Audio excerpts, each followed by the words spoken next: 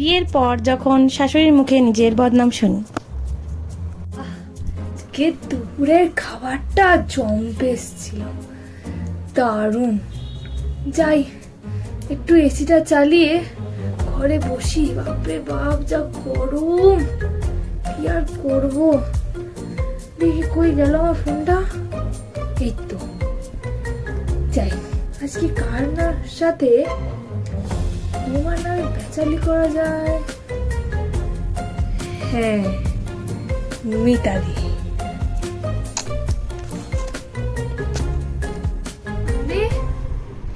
কেমন আছো গো মিতাদি?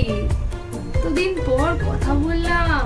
আরে জানো না, যা জ্বালায় মরছি, কখনো তো করতে পারি না ঠিক মতো ভাবে। হ্যাঁ হ্যাঁ, তোমরা ভালো আছো তো? আর আমি আর ভালো, কি আর বলবো তোমায় আমার দুঃখের কথা।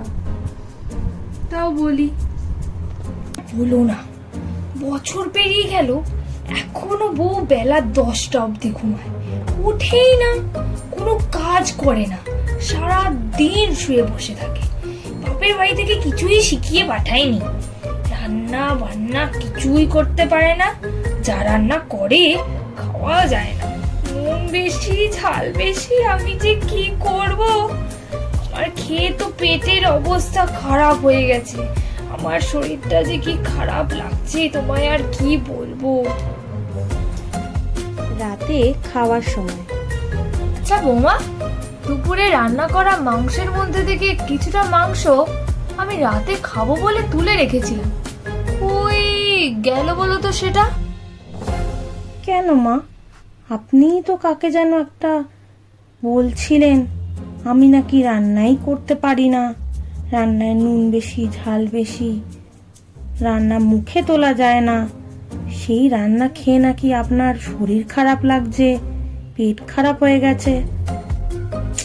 তাই ভাবলাম আপনার শরীরটা খারাপ করে কি লাভ বলুন, তখন আপনার ছেলে এসে যদি আমায় বকাবকি করে। তাই ভাবলাম আপনার শরীর খারাপ করে লাভ নেই, আমি মাংসটা বরং খেয়ে নিই। তাই আমি সব মাংসটা খেয়ে ফেলেছি। আপনার জন্য শুধু একটু শুকনো ভাত তুলে রেখেছি, ওটা আপনার পরিমাণ মতো নুন দেবেন, দিয়ে ওটা খেয়ে নিন।